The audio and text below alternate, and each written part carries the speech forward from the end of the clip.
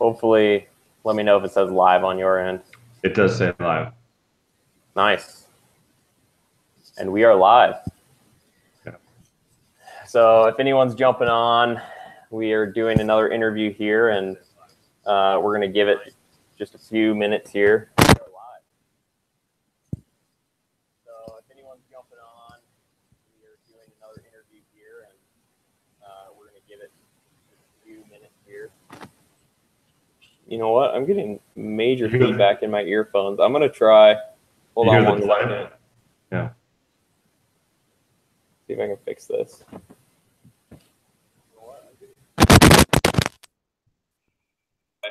Hold on one second. Yeah. I'm turning it down on my speaker. Let me see here. Let me know if I'm going to grab this microphone, and I'm going to see if this is any better.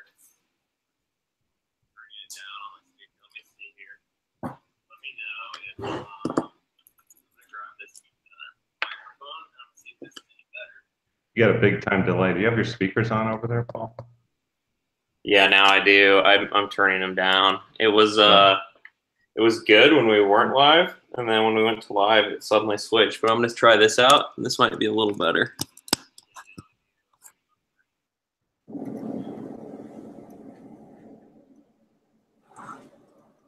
Okay. Okay. Let's see. Can you hear me? It's not showing up on my phone yet. I can hear you.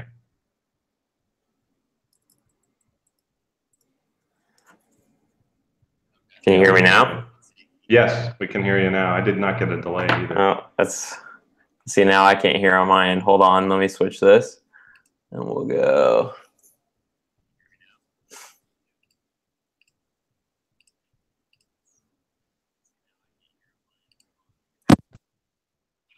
Yeah, I'm gonna take that out. Okay, now can you hear me? I can hear you. Okay. That's a little better on my end, but we'll see if we get any feedback. Okay, so sorry anyone that's joining in. I'm having a little sound issue on my side, but I think I got it fixed. Hopefully you don't hear feedback, but if you do, you can let me know and I can try to adjust this here. I've got my microphone here, but it was giving me some feedback, so. Anyway, the whole goal of this is, I kind of explained in the first one, is I'm interviewing people in various STEM professions, science, technology, engineering, math, and especially focused in on actuarial. And in the first one, I interviewed a software engineer, which was my brother. This is the first actuary that I have on. So I'm excited to have Brian Januzik, who was my former boss, on the channel. So welcome, Brian. Thanks, Paul. Glad to be here. Glad to have you. And for those of you who don't know, Brian led a very successful career in actuarial at various companies. He was a chief actuary. He was a great leader, still my best boss to this day. So I'm excited to just ask him a few questions, kind of dive into his career and his life as an actuary. And so to just kind of start, Brian, first of all, when did you first hear the word actuary? Great question. So I was at UCLA, just was finishing up my Bachelor of Arts in mathematics. And then I realized, I need to start looking for a job. And so at that time, I didn't know anything about actuaries, hadn't taken any exams. So it was 1983. And I went to the job boards at UCLA. And the math area, pretty much those job boards just had pursuing PhDs to become a teacher. So then somebody said, hey, why don't you go over to the engineering job board? So I went over there, and as luck would have it, there was an actuarial posting at Pennsylvania Life Insurance Company, also known as Pencor in Santa Monica. And that's when I heard about an actuary. I researched it and then applied for the job there. So That's pretty awesome. much came out of school with just a math degree, didn't have any clue, in those days. Unlike now, ASU and a bunch of other schools across the nation have actuarial degrees. more Yes. about it in high school. Yeah. Exactly. That's awesome. Yeah. So you were kind of always interested in math then for as long as you can remember, or was that something that you jumped in for some reason? I had a talent for math, but I wouldn't say I was an exceptional mathematician at a young age or anything like that. In fact, when I went to UCLA, I started off as a physics major, and so I wanted to pursue space, NASA, that type of career. And my first class in physics, I got a C plus, and and then I was like, wait, this is my major. I got a C plus, and then I was getting an A in math and calculus at UCLA, and I'm like, well, hey, this physics thing is for the birds. Major, and I got a C plus, and then we just got a delay there. Did you hear that?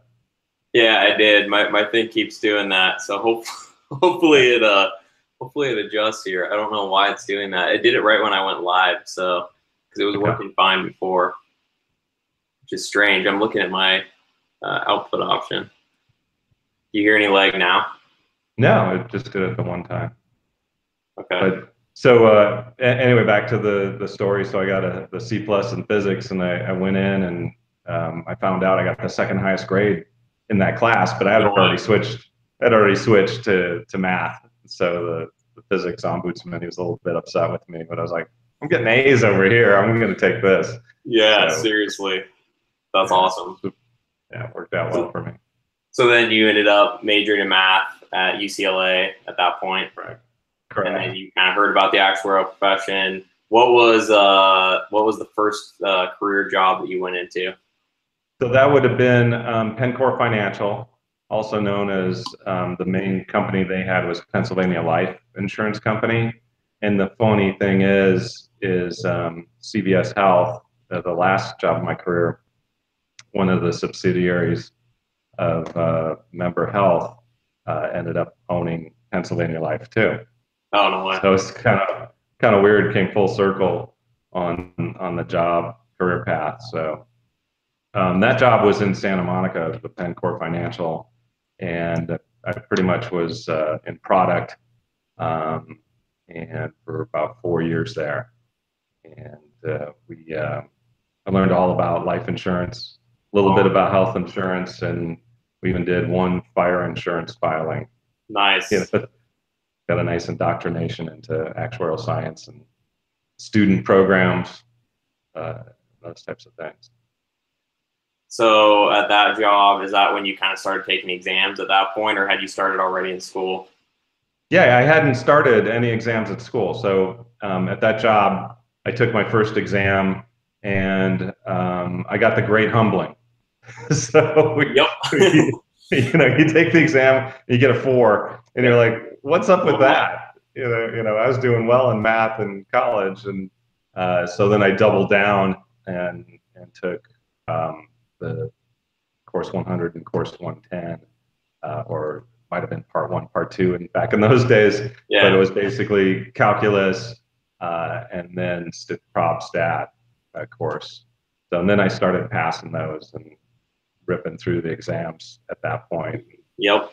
And I think like a lot of actuaries, at least that I've met, have experienced that, where it's like they're a really good student in school, they do really well, and then they hit the exams, and it's like a rude awakening of, whoa, these are tough.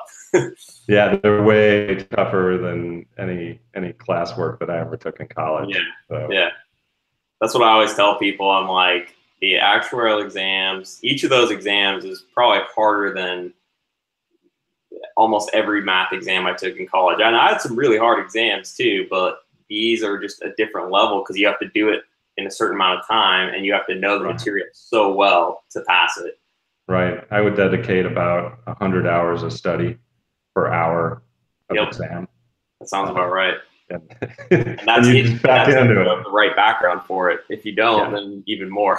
Yeah, exactly. It's even more if you're not familiar with the material. So it's definitely a lot of dedication, and it certainly helps to have study time. I thought the career was great because what career do you get paid to study, and then they pay for your exam and your material, And then when Yes. you pass, they pay you more.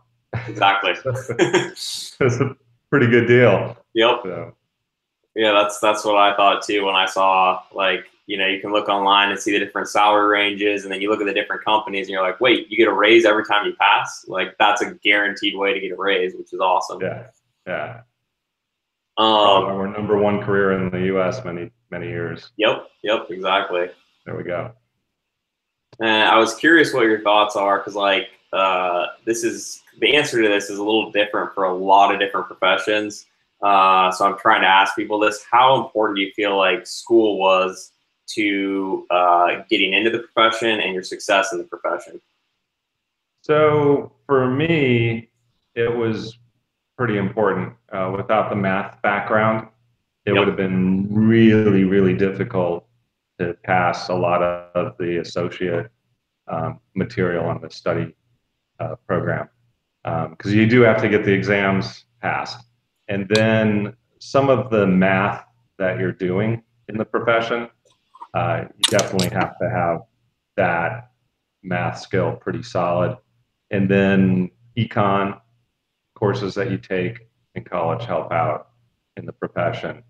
But once you get the exams done, then it's really more what can you do business wise and how well do you understand risk, Yes, communication. totally. Yeah, that's why I was curious, because like I felt like for me is very similar answer to you. Like, there's no way that I could have done as well as I did on the exams without the math background. Like, I couldn't have even taken them. So Yeah.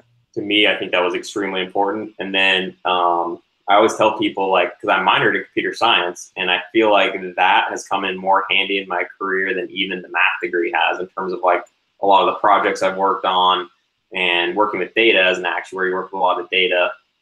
And so knowing kind of some of the coding skills has been helpful there. So I feel like with actuarial, it's one of those professions that's similar to maybe a software engineering, maybe engineering, like those type of professions where an education is quite helpful for what you're going to do on a daily basis.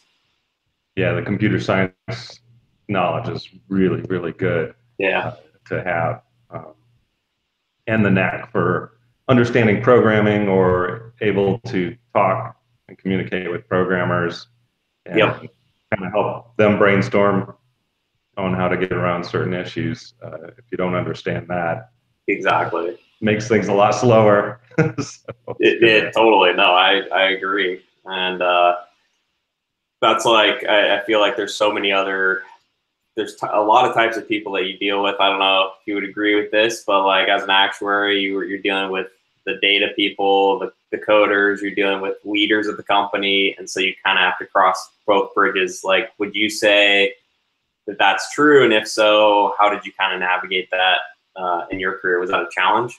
Yeah, that's a great question. So the key that I found was knowing your audience and preparing the material you're going to speak to properly Right. for the audience you're chatting with.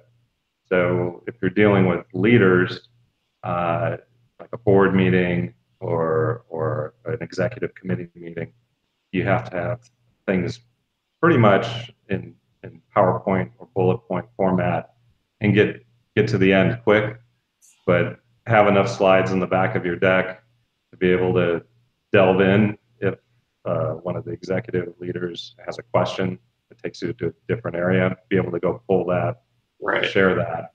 So a lot of times I'd have a deck that had 10 slides I wouldn't use with the execs, and I'd use 3 slides, and then sometimes I'd be in there and I'd expect to use my 3 slides, and they'd ask questions, and we'd be off at the end of the deck exploring other topics that I was prepared for, just didn't anticipate it. Yeah, no, I believe that. Material. And then with the programmers, that's a whole different thing. I think as you worked with me, a lot of times we'd get on share a screen type of thing, and we look at the code and do code walkthroughs and run the code and see the results. And I used to call it inspect what you expect. So, Yes. go and check on it, trust and verify, that type of thing. And we'd run scenarios that we know what the answer is, but we're just kind of stress testing the code to make sure it's doing what we need. Because a lot of times we'd have programmers that, they thought they had something coded perfectly well and it worked for 90% of the time. Then all of a sudden it isn't working. You're scratching your head going, why isn't it working? Okay, well, let's step through this code. So there's definitely different audiences require different approaches. So I found that was it wasn't that much of a challenge to me because I think I recognized some of that early. Communication with different types of people and their different knowledge background. You can't just walk in and assume everybody has actuarial knowledge Yeah. No, that's what I had noticed about you is, I asked you the question obviously, but I just observing you were really good at kind of bridging that gap between the business people and the coders and everyone, and really kind of getting a gut check for someone who's really technical sometimes doesn't always know whether their answer is kind of in the ballpark. And I think as an actuary, you kind of have to have that skill. Would you agree with that? Absolutely. Yeah, one of my early bosses was, you need to know where you're going and what the right answer is. You can't just trust your program and what it spits out.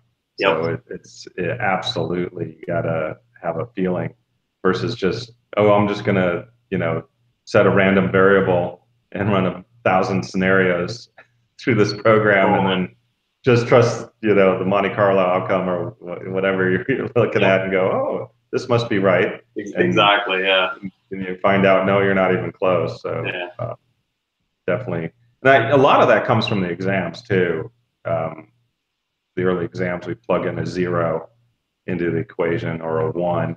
Everybody dies or everybody lives, and see if the answer, that usually a lot of times would knock out 1 or 2 of the multiple choice answers on an exam. So if you know where you're going, it certainly helps. Definitely. Yeah, I would say I feel like I've kind of learned that more in my career so far, because those who don't know, I started more as a programmer, and I thought when I worked for Brian, I did a lot of coding, and then I went back to the actuarial route, and I feel like I got a whole different perspective kind of doing even though I was doing actuarial related work, I wasn't more on the front lines. I was kind of on the back lines, and if that's a word, on the back lines. But I feel like being on the front lines, you kind of learn that, and you kind of learn how to bridge that gap a little better. So yeah, that's a good way of saying it. Because before probably the actuaries were saying, okay, we need code to do this. We want to know what happens if we trend at a different trend rate, or we have a new drug hit the market, tell us what happens to this. Whereas the programmers, they may not be hearing those things until the actuaries come and ask them, and we're asking, okay, change the code to handle this. Exactly. Or the law changes. Totally. A lot of programmers aren't always looking at the law, but actuaries, we tend to be given the new code changes, the new law changes, and go, okay, tell us how this impacts the company, or how's it going to impact your pricing out a Med Deep product or something. Exactly. So would you say in your career with kind of keeping track of those types of things was for you, what was your, how did you keep track of that? Were you talking to people at the company? Did you read the news a lot? What was were you proactive about that, or was it more like you found out about it kind of downstream? Yeah, I'll speak to 2 different incidences. Early in my career at Pencor Financial, I worked on universal life. So I had the pleasure to work on the 7702 tax law, and when that came out, and try to understand, how does this insurance product, when does it have tax advantages versus when it doesn't not? So you end up getting to know some of the people who were very close to the tax code, tax attorneys. Yeah. And you're having them explain certain nuances that you may not know about. And then you're getting in committee groups with other actuaries, other accountants, other tax attorneys, and discussing what this is doing. And you're reading the code that they're putting out, the government's putting out, and then the government's having interchanges with people and in the industry, and you're commenting back and forth, and you're trying to get to a certain point that makes sense. So to answer the question, it wasn't really a ton of self-study. I mean, you had to take certain things home and study them at night, just like you would an exam. Right. But there's a lot of people on the same boat, all discussing these things. And then at CVS Health, we had a lot of attorneys and compliance people that would pre-read the laws, pre-read the new announcements coming out from, say, CMS, and they'd hand us sections of it saying, we think this is you. Yeah, can you interpret this? Yeah. And then you'd call some people that you know in the industry, or you'd work with people in the company to understand it. So there's definitely a lot of opportunity in the actuarial career path to work with other folks. In fact, I worked on an academy subcommittee on actuarial equivalence when Medicare D first came out, and so got the pleasure to work with a number of actuaries on a very tight subset of that, and get a lot of different opinions and chat through, hey, we think this is how this should be interpreted, or this is how we should determine what actuarial equivalence really means. Interesting. So, like, through your career, do you feel like you were able to, I mean, I don't know when you actually got your ASA. Was it many years after you started, or was it soon after? So I got my ASA about 7 years after I entered, and I got that when I was at Conseco in Indiana. So I'd moved from Santa Monica in '88 to Conseco and continued to work in life insurance and annuities. Was one of their main product actuaries there, and we worked on, that company's known for acquisitions, so we worked on a lot of acquisitions. So nice. And squeezed in the study time as I was developing products, and was able to knock out the associateship at that point. So that was, you feel like in those 7 years you were able to have a decent work-life balance, or not so much with the exams? I've heard one person say one time, and I think this is kind of true, you got 3 things: you have work, exams, and life, and only 2 of those can survive. That's true. Yeah, so absolutely, there was no work-life balance. There was work-exam balance is what I would call it. So definitely when you're putting in 300 hours a study at a time for a 3-hour exam every 6 months, and sometimes I double up on exams. So you're crazy. So yeah, there was a few actuaries I knew that were very, very successful at doubling up on exams. Wow. And actually, passing both of them. I never really got the knack for that, but you would at least do it. I would try it, and it would help out the second sitting if I was sitting the second time. So a lot of times I'd pass one and get like a 4, or every once in a while I'd pass 2 at a time. So, but yeah, you don't have a lot of time for social activities, except for maybe after the exam's over. And nowadays, I know actuaries who just study year round, and I've heard that they have a semblance of a social life while they're taking exams. So they might study a little bit less on a Friday or a Saturday night, or something of that nature. But the first 7 years, no social life really to speak of. Yeah. I think many actuaries can relate to that. So, by the way, for anyone viewing, if you have any comments or questions, you can post those. I think last time I struggled to figure that out. I think I figured out where those appear. So hopefully if you're asking anything, I'll be able to see that. And I hope the sound is okay. It was working perfectly. And then when I went live, there was a major lag. So I have to have my speaker on, but I'm hoping it's recording okay. So we'll see. Just that was a quick comment. But I wanted to jump back. I know you said like you went to Conseco, and then after that, is that when you joined CVS Health? No, I actually had bounced around a bit. So from Conseco, I moved for the first time to Arizona, and that was Riverside Group. Also, they owned American Founders Life.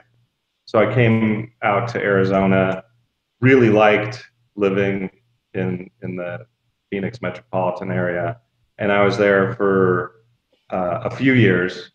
And after that, they in the early 90s, a lot of companies were kind of going through acquisitions and being bought or sold, and that company was having some pains like that. So moved to St. Louis in General American Insurance Company and worked there for a year.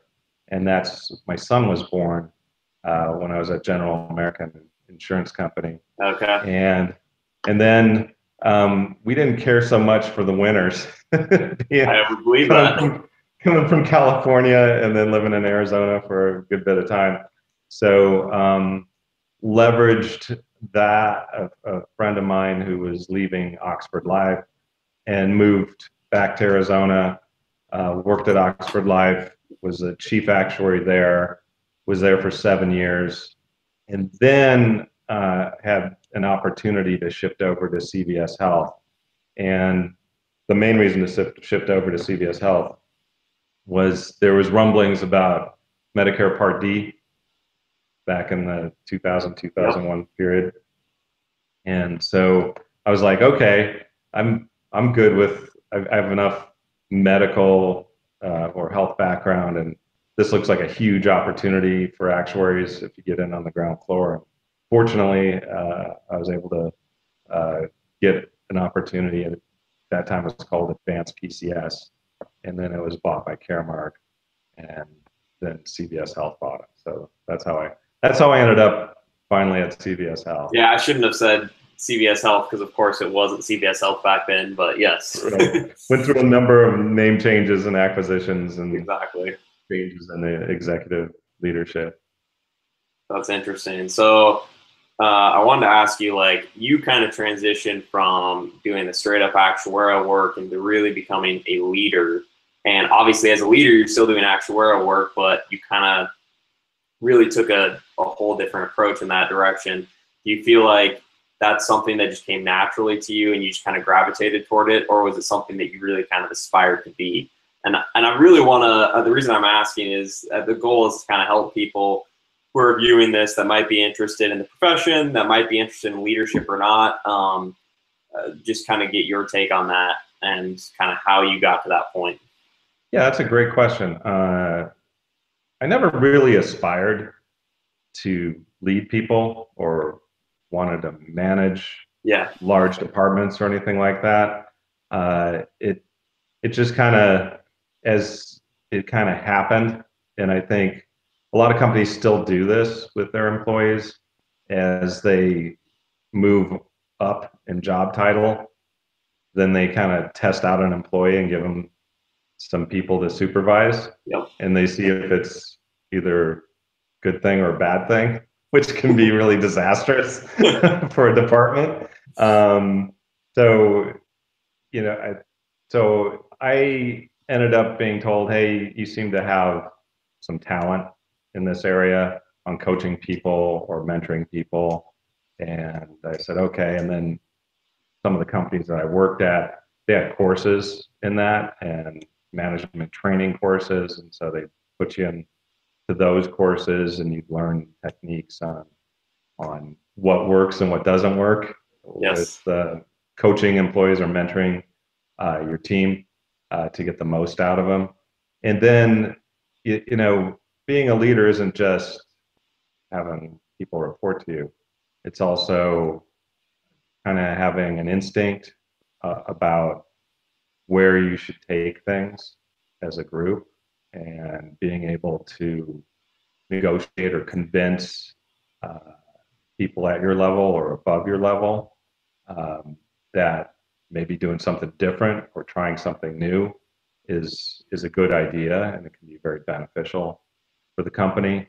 So that's another big piece of being a leader. Yep. And then after you get that approval, you have to come back to your team and go, okay, how are we going to do this, folks, and get their buy-in. Totally. To move that chess piece forwards, on the chessboard. That's interesting. That's kind of why I wanted to ask you, because I felt like, when having reported to several people now, and like I truly mean this, Brian was a very good leader for those of you who are watching. And I was kind of thinking about it. I'm like, why do I feel like he was a good leader? And part of it, which I want to ask you a little more about, was I felt like you were confident and humble at the same time. And when someone is confident, you feel like you have solid ground. You kind of feel like someone's steering the ship in the right direction, and you don't feel like you're on shaky ground. I'm sure there's times when you did not feel confident, but you did not exude that to people. So I'm curious kind of how you manage that. Like at times when you really had no idea, but yet you kind of had to be the one who was in charge. Yeah, well, thanks. That's high praise. So, I'll see I had to praise you on YouTube Live, but yeah, there you go. No, it's for real. So when do you not have confidence? So, as you know, Paul, we would bid on Medicare Part D. Yep. And some of that, if your prescription drug company is big enough, you control a good amount of the regional benchmarks and things like that. And then if you have good research folks on your team, and marketing folks, you can start to make guesses about what the other companies that you're competing with in these spaces are doing. And so you have a level of confidence where you might know what's going to happen in a certain region or a certain state, but you're not 100% certain. And if in Med D, if you miss the bid, you can lose a large number of your population that you work so hard to get over the years. Right. So it's a little bit of a gamble. And the key thing I found there was to explain to everybody, well, here's how confident we are in where we're taking this on this bid. And if we miss, this is what it means to the company. If we win, this is what it means. Interesting. And then there's this middle area where you're trying to really cut things close. So I think to exude that confidence, it's more about communication, where you feel, hey, I've communicated the different outcomes well enough to everybody in the decision chain, and there's enough people who are smart, really smart at CVS Health, all making this decision. And you also have to avoid groupthink too. Yeah. So you have to challenge each other in an appropriate way. Totally. I don't think you pick this assumption right, and then you come back and rework some numbers and things like that. So it's kind of like an exam. When you're taking an actuarial exam, when are you confident that you're going to pass the exam? Right. I think that's when you studied and you think you're going to get an 8. And then if you wake up that morning and you have like a killer flu virus and you go take the exam anyway and you get a 6. Yeah. That's when you can have that confidence. And Totally. No, that makes sense. Yeah. And do you feel like in being a leader, do you feel like your actuarial skills helped you in that? Do you feel like that kind of had no effect on your leadership, or do you think it did have a lot of effect? Because I've seen, people in the profession that are good and bad leaders. But I'm curious what your thoughts are on that, because it's a very technical type skill set. do you feel like that translates at all? So I took the associate level exams and passed those, and I took a few of the fellowships. So I didn't ever delve into the fellowship material too much. So I can't really speak to that material, but Yeah. I don't really feel that the exam work helped me with managing Yep. people or leading people. I think what really helped me there is taking the courses that I took at the different companies I worked at. Mm-hmm. And then one of the things I would do is I would watch the leaders that led me through my different time periods at different companies and try to understand what were they doing that worked and what were they doing that failed. Yes. And everybody's human, and we all have big failures Totally. at times.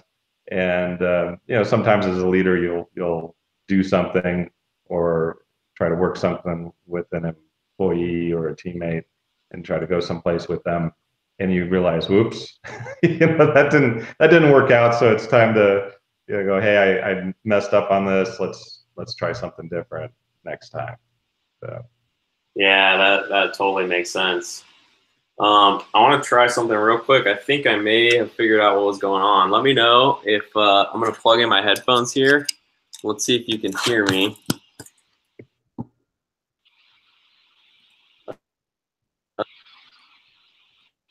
Okay, let's see. Can you hear me now?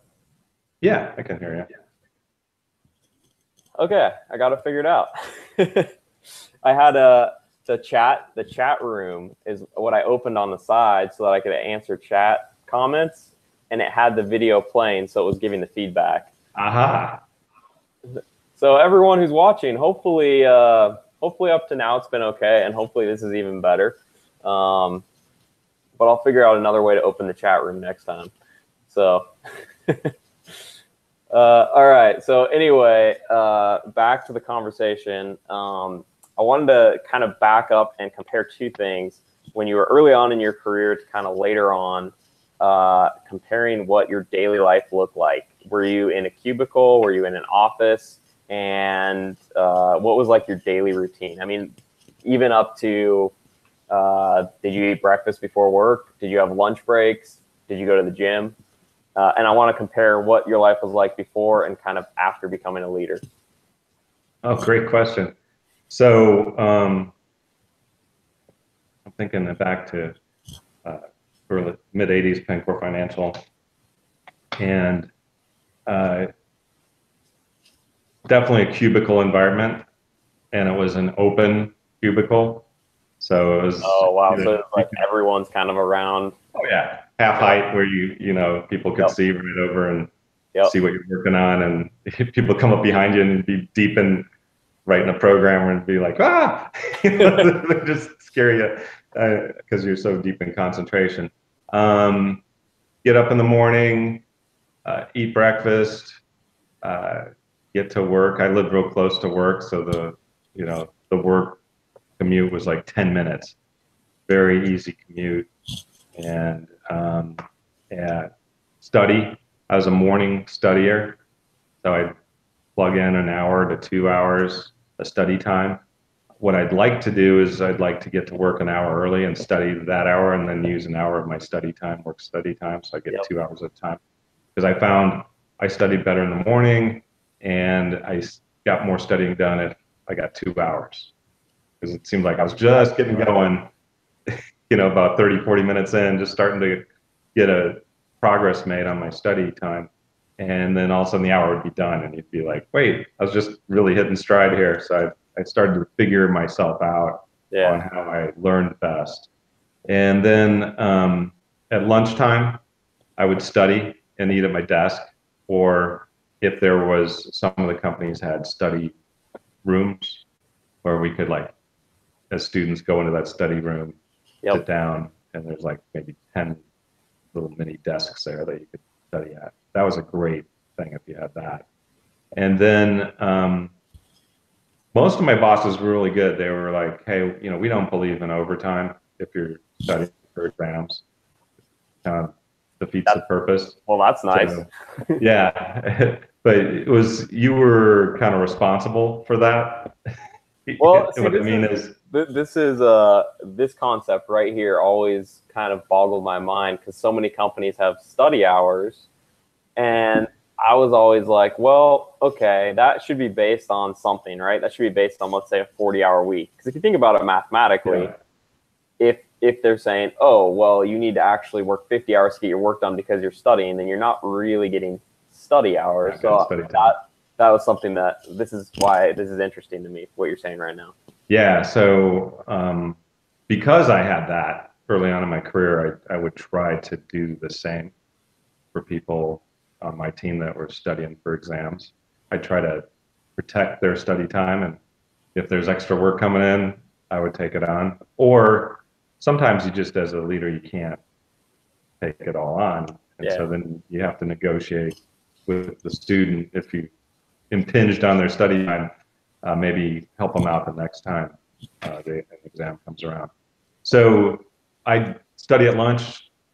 And then, like I said, most of the bosses I have are pretty good at that. So I'd leave on time. I'd go home. Or actually, when I was at Pencor, a lot of times I would go to UCLA since it's so close to Santa Monica. That's a good idea. So I'd go study in either the law library or the biomedical library. I found those libraries where people there are real serious about studying. They don't want any noise at all. So I'd sit there, probably study for about 3 or 4 hours, and then head home, eat dinner, and then study again. And sounds about right. Yeah, and I'd study probably up until 10 o'clock at night, and then you just wash, rinse, and repeat. Yeah. So sometimes it was a little hard to come down off of studying and get calm enough to go to sleep. So, it's like you're on study high. Yeah, exactly. Your brain's moving, and some of it was good. And some of the later exams, I'd wake up in the middle of the night and I'd have solved one of the problems. And you have a very mathematical mind. That has happened to me as well. Not actually with the actuarial exams. It happened when I was majoring in math. There you go. So I'd wake up and I started to realize, wait, I need to put a pad of paper and a pen, because I'd wake up, I'll remember that 4 hours from now, and when I wake up, no. So it's like, okay, this is going to happen. I'm going to write this down.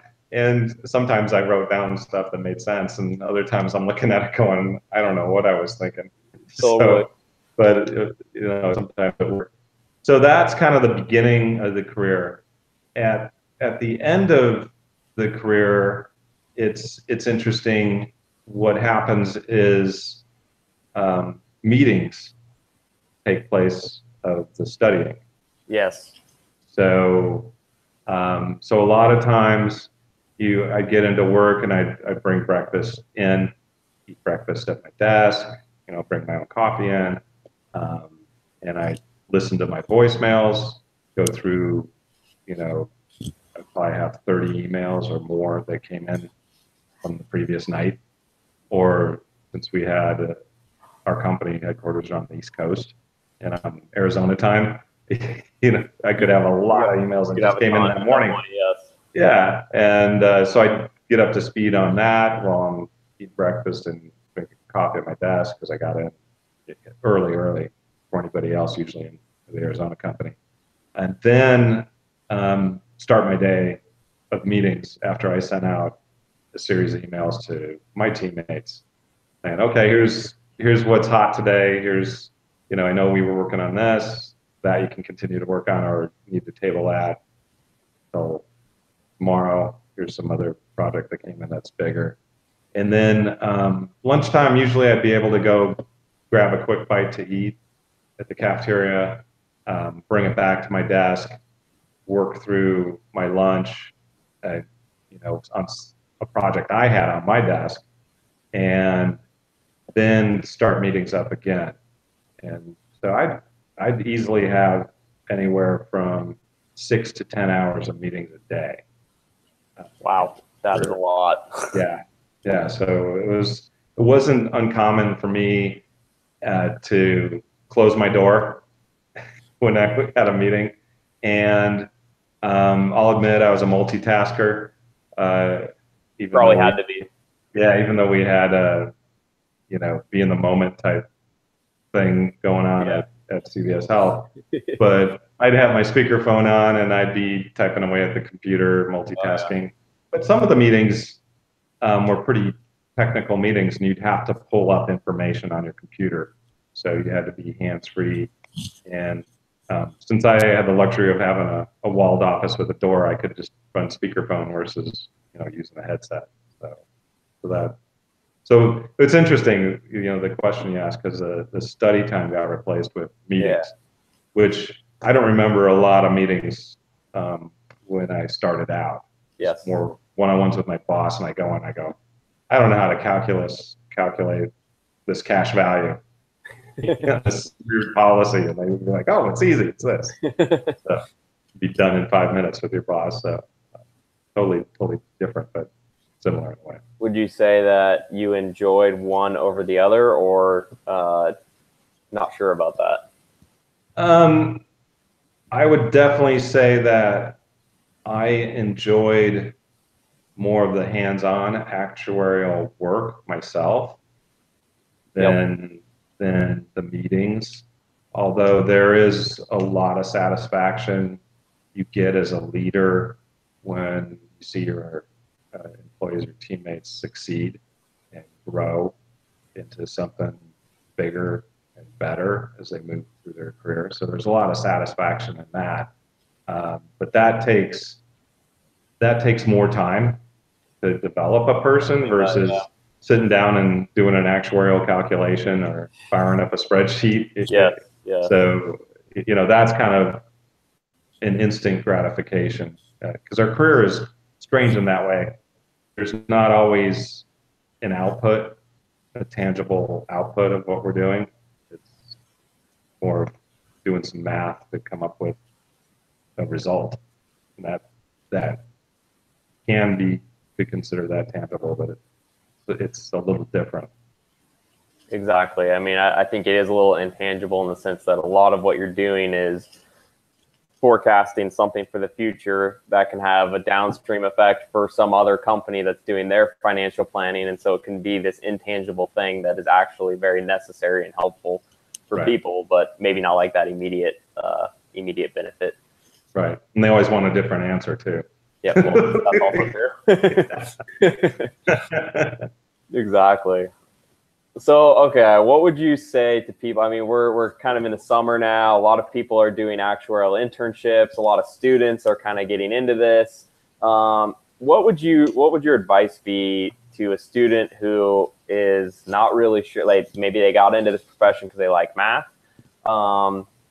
Maybe they have an internship now. Like, what would you recommend them getting out of it? And what would be kind of your life advice for this person that may not be sure whether this is right for them or not?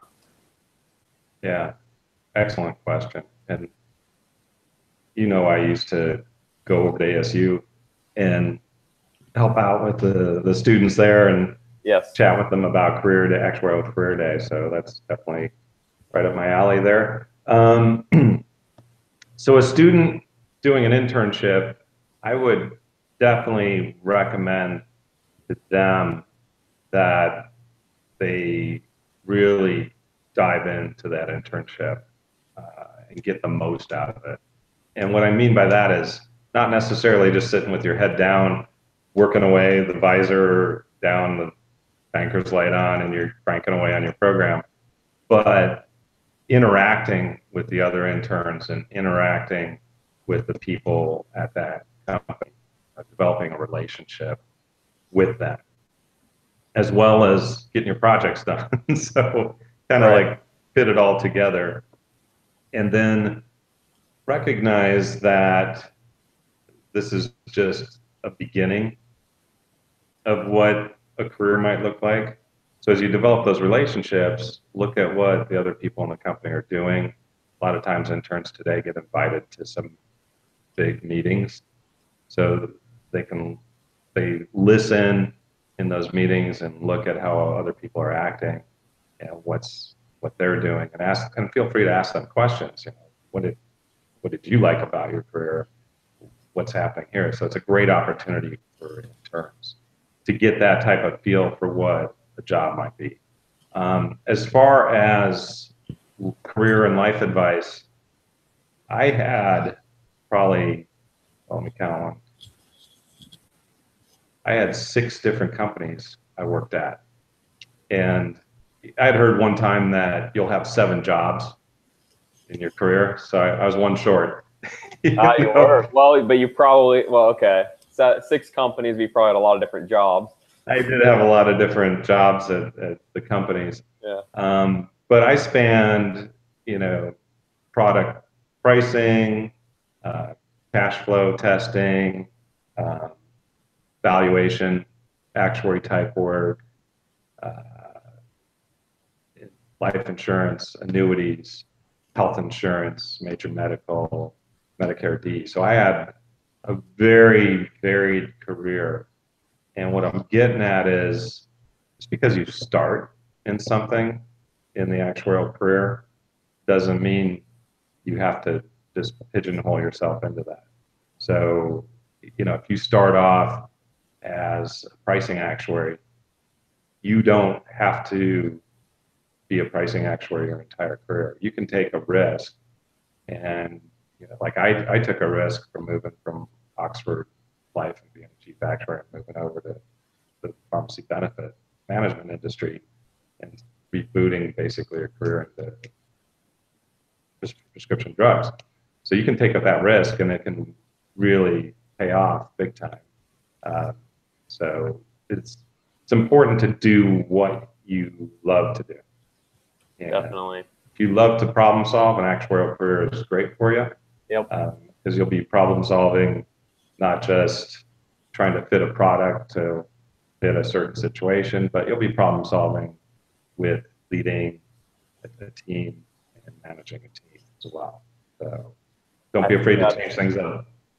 Yeah, that's, I think, very good advice. That was, I was kind of thinking through that question myself, thinking what I would say. Obviously, you're all the way through your career and retired. I'm kind of in the middle of it. But right.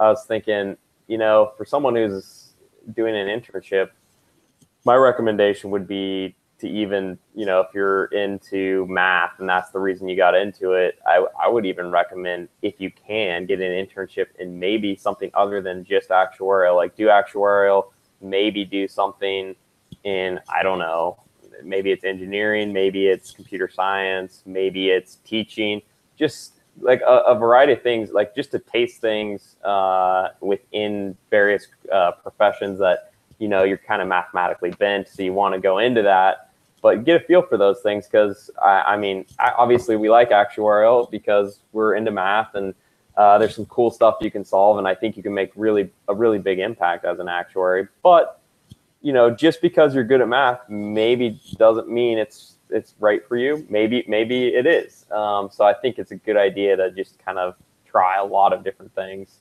But I do think it's a great career. I mean, obviously you and I have both gone into it, and right. It's something that's you can do a lot of fun problem solving in it. So very true. Very, very true. So those are kind of my thoughts on that. And do you feel like throughout your career, I know students often ask, like, are we actually going to even use a lot of this exam material? I'm curious what your thoughts are on the exam process, and in terms of maybe how it created your mindset towards the career, and maybe if you've actually used some of the material. Yeah, so absolutely I use the material. So, no question about it. I've actually used some too. That's why I was asking. Yeah. One of the things the exams teach you is problem solving, for sure. That's like right at the top of the list. The other thing it teaches you is perseverance, which is really good skill to have, because you'll hit roadblocks as you're trying to figure something out in the business world, and you just need to keep try and over, talk to other people, like you talk to other students who are taking that test, get different perspective maybe, when you're trying to problem solve on an exam. Same thing in the business world. Go get a different perspective from somebody. They might be approaching that calculation or that business problem on a little different of an angle than the way you were looking at it. Right. And also you go, oh, wow, I didn't think of doing that. And then it makes things so much easier. So are you going to use every single thing you study? Absolutely not. But it definitely helps. And I remember going into different of my teammates' offices or cubicles and going, I know that there's a statistical equation that'll work for this. And I'm thinking of somebody you work with, Paul, where I went in and I said, I guarantee there's something out there that exists that takes me from this point to this point, and it'll tell me if it's significant. And he went back and he thought about it. And he's a couple different nights, and then he contacted one of his old professors, and his old professor dug something up, and he came back and he goes, yep, there. He comes back. He goes, you're right, boss. Here it is. And next thing you know, we have this whole new way of analyzing things that we hadn't seen before in the health insurance industry, and it was pretty fun because we were able to look at a ton of data and just crunch through what I would call some big data and start to make some decisions about what we were going to put on our formulary and why. So that was kind of fun to be able to go, I'm dangerous enough, even though I'm far enough away from the exams and I'm not, real close to the statistical theories, but I knew there was something out there. So just having that ability to go, something has to be here. So let's go figure this out. That's what I was kind of thinking about too, is a lot of it is a mindset. It kind of puts you in a way of thinking that helps you, even if you're not using, because on a daily basis, I tell people I'm basically doing a lot of algebra. I am using math and I'm using a lot of numbers, but I'm not doing a lot of heavy statistics a lot of the time. But there have been times when I've used like probability distributions. You take historical data and you set up probability distributions, and it's a very fundamental concept that's used in the exam. So like it teaches you to think in a certain way and kind of to learn in a certain way, I think, more than even maybe sometimes the material itself. Although that comes in handy, like that one example you just shared. I mean, that happens. So yeah, so the exams are definitely helpful for sure. So, okay, I know we're approaching an hour here, so I just have a couple questions before we wrap up. Right. What is better, retirement or work? Retirement. That's what I thought. No question. That's what I was curious about. So, you feel like with retirement, I know some people struggle with suddenly having all this free time. Do you love that? Like, what do you do in your retirement? So retirement's great in that you get to do what you want, and you have a lot of flexibility.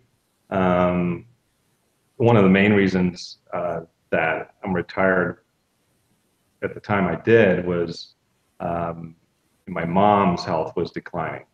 So it gives me the opportunity to help her out while she's in assisted living. Yes. And I'm pretty much the major caretaker of 5 kids.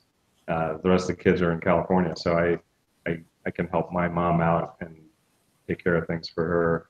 And then that fills a little bit of my days up, and then I can do other things that I want to do. So on any given day, I probably don't have a plan. So I just wake up and I can say, okay, today I'm going to go hike this mountain, or might go say I'm going to do a bike ride, or I'm going to do a project around the house, or we might get up and we say, hey, let's go for a drive, go up north to Sedona or something. So we have a lot of different things we can do. I think as my retirement progresses, I'll get more involved in charity, charitable type things, and have more time to dedicate to that. But my mom's been in assisted living just over a year, so still trying to figure out how much time I should be spending with visiting her and taking care of her finances. But it's really great. You get to you definitely aren't beholden to waking up at 5 a.m. and getting into work and checking voicemails while you're eating breakfast. Right, exactly. So that's a nice thing. That is very nice. And I mean, for those who are early on in their career, that is one nice thing about going the actuarial route is I've known several actuaries that have, like Brian, retired. I use the word early as opposed, compared to the average, I guess. So, you retired early. A lot of people that I've known in actuarial have retired early. So that is one benefit of the career, I feel like. I mean, there's a lot that also love it and they end up working, quite a bit longer. That's true. That's very true. Yeah, I've seen people retire and then come back in and work part-time, or there's some the actuaries in town retired and do some teaching work over at ASU. Yep. So, there's definitely a lot of opportunities for retired actuaries to come back and do different things. Exactly. In the profession. So on the retirement subject, what's your favorite hobby, other than math related stuff? My favorite hobby would have to be music, for sure. Either I like to play piano or listen to music, go to concerts, those types of events, going to live music events. I'm definitely a big fan of that. So that would be probably my number one favorite hobby, for sure. I remember that about you when I worked for you, so that makes sense. Yeah. Good nice. question. And to kind of wrap things up here, the final question: what is your favorite place that you've traveled to in the last 5 years? Last 5 years. Think that one through. Or we could even say the last 2 years if you want. So I would have to say I'm a huge fan of Sedona. So even though it's right here in the state of Arizona. I agree. I think it's awesome out there. Yeah, it's I really enjoy going up to Sedona and doing a lot of hikes up there, trying out a different hike. When I can, and then I do get stuck in a rut and hike a couple of my favorite hikes like Cathedral Rock or West Fork. Yep. I'll do those over and over again, especially when it's autumn, doing the change of colors, doing West Fork for that. But another close second would have to be Southern California, going either to Carpinteria or San Diego. Where you're at, Paul. So you're in San Diego representing. There you go. So those are, that's one thing that being a UCLA grad, I miss a lot is the ocean, and we don't have that in Arizona. So I usually have to get my fix at least once or twice a year. I mean, the nice thing about Arizona is you're so close to the ocean. I mean, I'm a lot closer, but you can walk out your door. I can. I was gonna say, for those who are interested in the career, one great thing also about actuarial, because you cannot do this in every profession, is there's a lot of work from home flexibility nowadays, just because it's a very data intensive computer type work. So I personally work from home. And I know, Brian worked from home at various times, maybe not full time, but there is that flexibility, which I think is an advantage that a lot of careers don't have nowadays. Very true. The technology really came along where you could do video conference calls, share your screen, and have multiple people on the video call. So yeah.